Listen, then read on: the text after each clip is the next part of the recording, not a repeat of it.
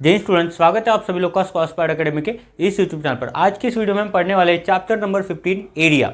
इस वीडियो में हम पढ़ेंगे एक नया फॉर्मूला और उसी नए फॉर्मूले के बेसिस के ऊपर हम सॉल्व करेंगे हमारा प्रैक्टिस सेट 15.2। तो वो नया फॉर्मूला कौन सा है? नया फॉर्मूला एक फिगर के ऊपर डिपेंड है और उस फिगर का नाम है रोम्बस। उस फिगर का नाम है रोम्बस, जो कि आपने 7th स्टैंडर्ड में भी पढ़ा है। तो ये रोम्बस दिखने में कैसा होता है? जैसे आपने काइट देखा होगा तो उसी काइट की तरह होता है, पर एक काइट भी मैथमेटिक्स में एक शेप है। काइट भी क्या है? मैथमेटिक्स में एक शेप है। तो मैं डायरेक्टली इसको नहीं बोल सकता हूँ कि ये काइट है, पर ये कुछ दिखने में इस तरह होता है। जैसे आप स्क्वायर रहता है तो स्क्वायर को थोड़ा सा टिल्ट कर दोगे तो वो क्या बन जाता है? रोम्बस बन जाता है। तो यहाँ पे मैं थोड़ा सा ट्राई करता हूँ प्रॉपरली निकालने का एग्जैक्ट। तो ऐसा दिखने में कुछ होता है रोम्बस। अब रोम्बस में क्या होता है? ये जो डायगोनल्स होते हैं, ये जो होते हैं, इसको बोला जाता है डायगोनल्स। जो क्या होते हैं? बाइसेक्ट ईच अदर, मतलब इनके बीच में जो एंगल फॉर्म होता है वो होता है 90 डिग्री। कितना होता है? वो एंगल होता है 90 डिग्री। अभी मैं इसको नाम दे देता हूँ ए, बी, सी और डी। मैंने क्या बोला है? Diagonals of a rhombus bisect each other. तो ये दोनों डायगोनल क्या हो रहे हैं? एक दूसरे को बाइसेक्ट कर रहे हैं। मतलब यहाँ से लेके यहाँ तक, ओ से लेके डी तक जितना लेंथ होगा उतना ही लेंथ ओ से लेके बी तक होगा, और सिमिलरली ओ से लेके ए तक जितना लेंथ है उसका उतना सेम लेंथ ओ से लेके सी तक होगा। मतलब क्या होगा? वो दोनों लाइन एक दूसरे को इक्वल पार्ट्स में कट कर रहे हैं, इक्वल दो पार्ट्स में कट कर रहे हैं, मतलब डिवाइड कर रहे हैं। ठीक है। तो यहाँ पे देखो भी, यहाँ पे अपने को क्या करना है? हमको बस ये जानना है कि इसका फॉर्मूला क्या होता है, और वो फॉर्मूला भी कौन सा? एरिया का फॉर्मूला। पिछली बार मैंने बताया था कि एरिया क्या होता है? Space occupied. स्पेस ऑक्युपाइड मतलब ये चारों लाइन के अंदर कितना स्पेस है उसी को बोला जाता है एरिया। अब एरिया फाइंड आउट करने के लिए हमें फॉर्मूला लगेगा एरिया ऑफ रोम्बस। तो सबसे पहले मैं आपको ये बता दूं कि एरिया के लिए आपको ये जानना जरूरी होता है कि इसमें कितने डायगोनल्स होते हैं। तो यहाँ पे होते टोटल 2 डायगोनल्स, जिनका नाम है ए सी एंड डी बी। तो यहाँ पे मैंने रब कर दिया। ये जो है ये होता है डायगोनल। अगर हम इसको मान के चलते कि ये डायगोनल हमारी D1 है और ये डायगोनल है हमारी D2, तो इसी के बेसिस के ऊपर हमारा फॉर्मूला अभी यहाँ पे बनने वाला है। तो वो फॉर्मूला क्या होता है? Area of rhombus, area of rhombus होता है हाफ इंटू प्रोडक्ट ऑफ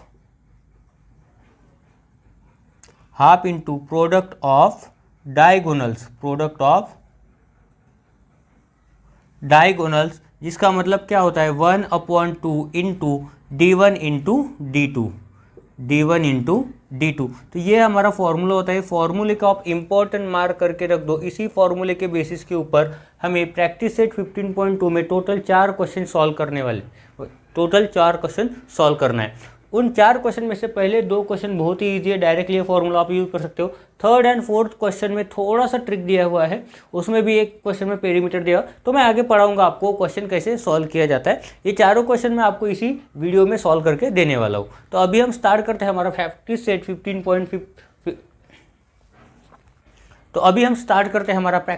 15.2 और सॉल्व करते हैं उसका फर्स्ट क्वेश्चन।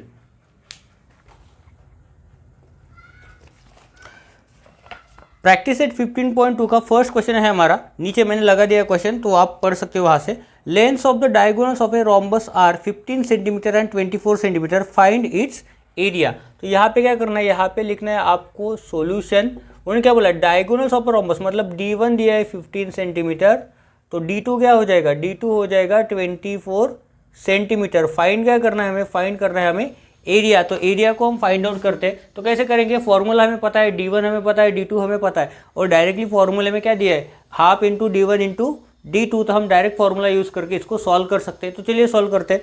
तो सॉल्व करने के लिए हमें क्या, किसकी जरूरत है? फॉर्मूले की जरूरत है। तो फॉर्मूला है हमारे पास, तो लिख सकते हैं वी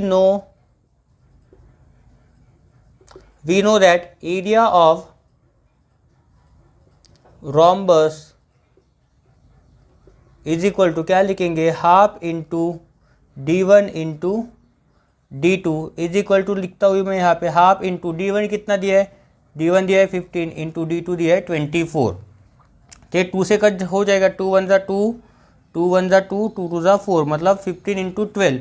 तो यहाँ पे करूँगा 15 इंटू 12, 15 इंटू 12 करोगे तो आ जाएगा आंसर अपना 180। अब यूनिट क्या आएगा? सेंटीमीटर है, तो एरिया का यूनिट आता है हमेशा स्क्वायर में, सेंटीमीटर स्क्वायर, या फिर इसको लिख सकते हैं स्क्वायर सेंटीमीटर। तो ये पहला क्वेश्चन हमने बहुत ही आसानी से सॉल्व कर दिया है। दूसरा क्वेश्चन मैं यहीं पे सॉल्व करता हूँ। तो दूसरे क्वेश्चन में इन्होंने क्या बोला है, सिमिलर क्वेश्चन है, length of a diagonals of a rhombus are 16.5 centimetre. यहाँ पे कितना बोला है, D1 is equal to 16.5 centimetre D1, D2 is equal to दिया है 14.2 centimetre and find its area. तो यहाँ पे दिया है 14.2 सेंटीमीटर एरिया यहाँ पे फाइंड आउट करना है। तो यहाँ पे लिखते हैं area is equal to question mark, but किसका एरिया, एरिया ऑफ रोम्बस का। तो यहाँ पे लिखते हैं we know that area of rhombus is equal to 1/2 into D1 into D2। तो अभी इसमें क्या करते हैं, वैल्यू पुट करते हैं 1/2 इंटू 16.5 इंटू 14.2। तो देखो 14.2 2 से डिवाइड हो जाएगा, सो यहाँ पे लिखते हैं 2 7 जा 14 और ये 2 1 जा 2, ये पूरा कट हो गया। तो यहाँ पे क्या आ जाएगा 16.5 इंटू 7.1।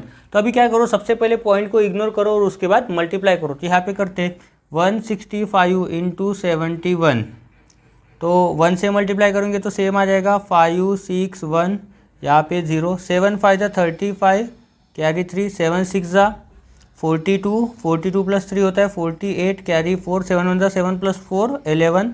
तो यहाँ पे आंसर आ जाएगा 5 6 प्लस 5 11, यहाँ पे carry 1, 8 plus 1 9 plus 1 10।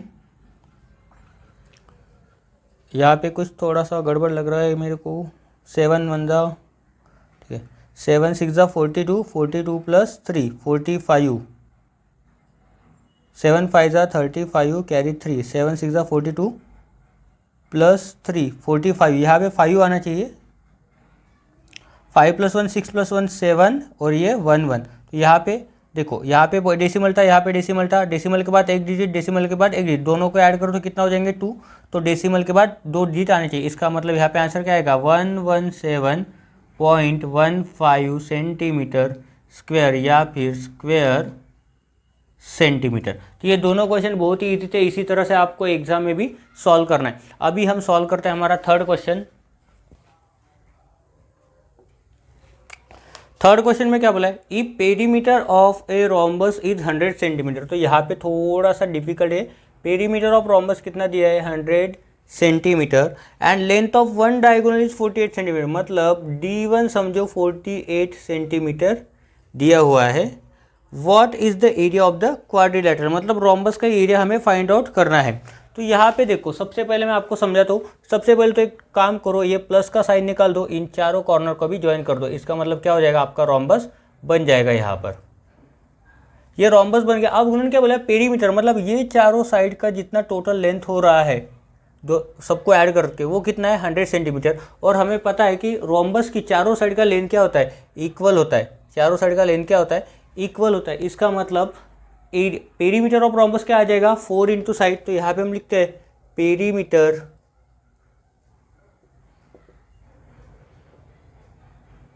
Of rhombus is equal to क्या आ जाएगा 4 इंटू साइड।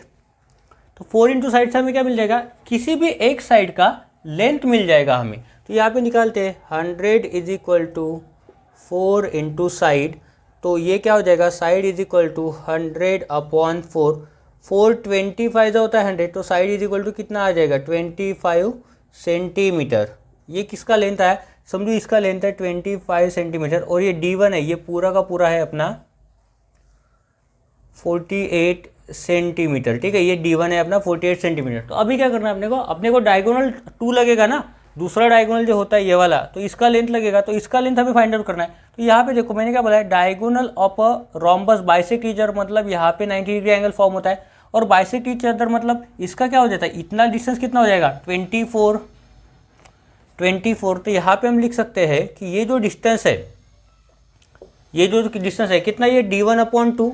अगर मैं इसको नाम दे दूँ A B C और ये D, ठीक है, तो हम बोल सकते हैं कि BC का जो डिस्टेंस है BC इज इक्वल टू क्या आ जाएगा 48/2, इसका मतलब 24 सेंटीमीटर। अब ये हमें पता है, ये हमें पता है, इसको हमें फाइंड आउट करना है। तो यहाँ पे कौन सा थ्योरम लगा सकते हैं, पाइथागोरस थ्योरम। तो यहाँ पे मैं बोल सकता हूँ कि ट्रायंगल ए बी सी जो है मेरा, ट्रायंगल ए बी सी क्या है, is an right angle triangle.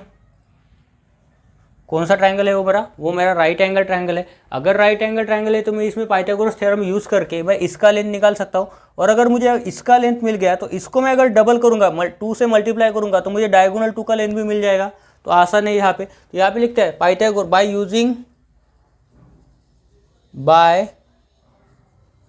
Using Pythagoras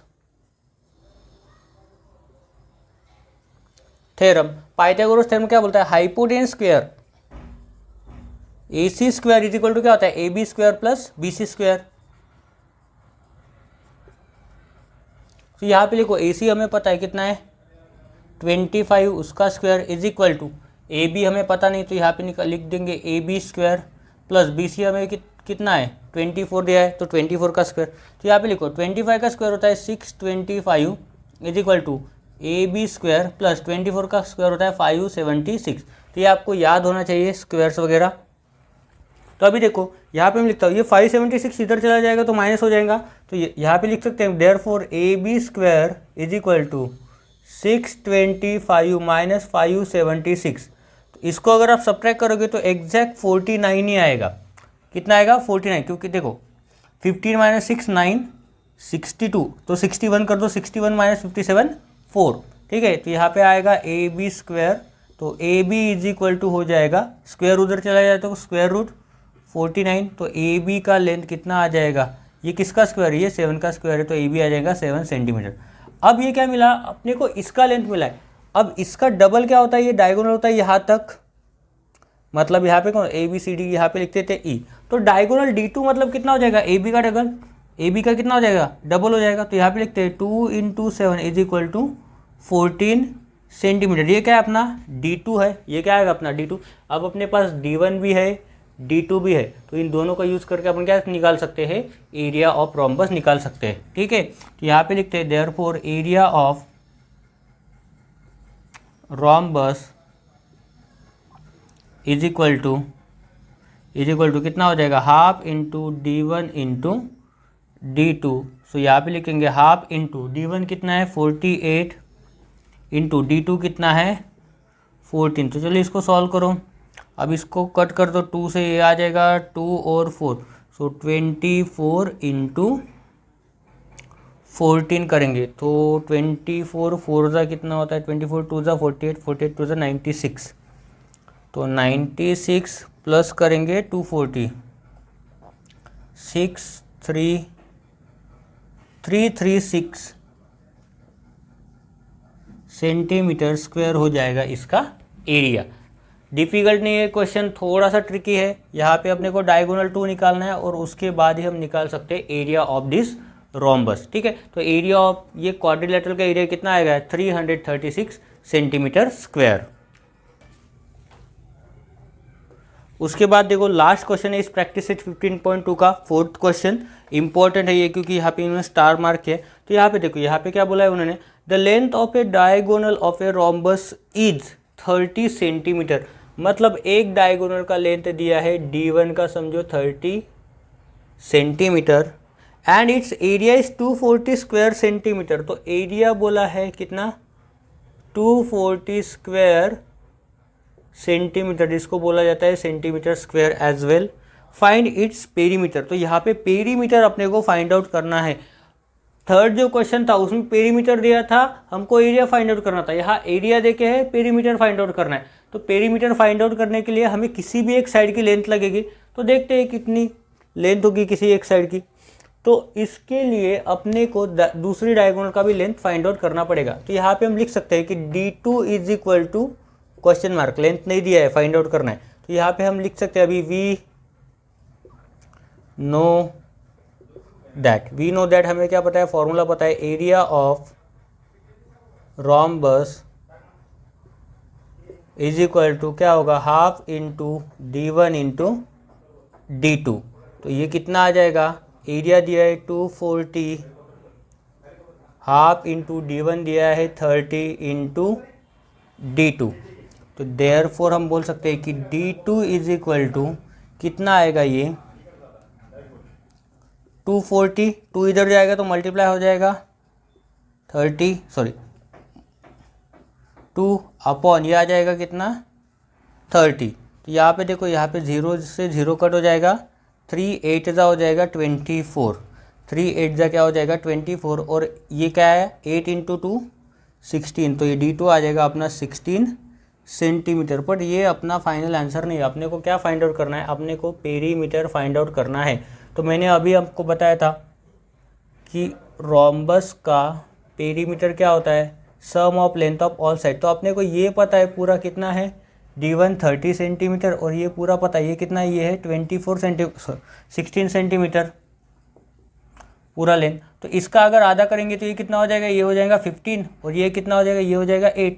मतलब ये जो ट्रायंगल है, ये कौन सा ट्रायंगल है, 90 डिग्री है इसमें एंगल, तो ये राइट एंगल ट्रायंगल बन जाएगा। तो अभी इसमें इस साइड का लेंथ फाइंड आउट करना है, जिसकी वजह से हम पेरीमीटर फाइंड आउट कर सकते हैं। तो यहाँ पे मैं नाम देता हूँ इसको ABC। तो देयरफॉर हम लिख सकेंगे कि triangle ABC is a right angled triangle. तो बाय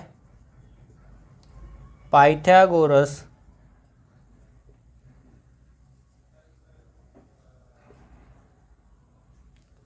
थ्योरम। पाइथागोरस थ्योरम क्या बोलता है, हाइपोटेनस का स्क्वायर मतलब AC का स्क्वायर इज इक्वल टू कितना होता है, AB square plus BC square. मुझे हाइपोटेनस पता था इसलिए मैं direct AB square plus BC square लिख दिया यहाँ पे।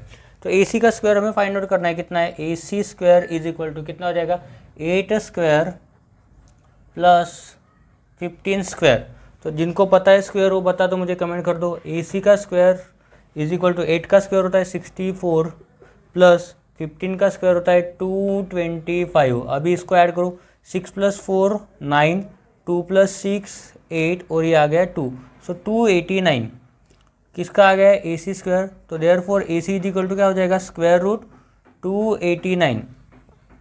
तो 289 स्क्वायर होता है 17 का, तो AC इज इक्वल टू आ जाएगा 17 centimetre. AC is equal to कितना आ जाएगा, 17 सेंटीमीटर। तो देयरफॉर अभी निकाल सकते हैं हम पेरीमीटर ऑफ